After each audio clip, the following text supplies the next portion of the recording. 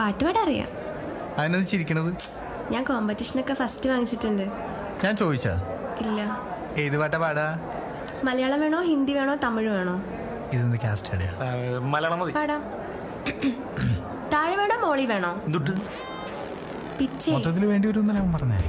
എനിക്ക് ഞാൻ എന്റെ ഫേവറേറ്റ് സോങ് പാടാം.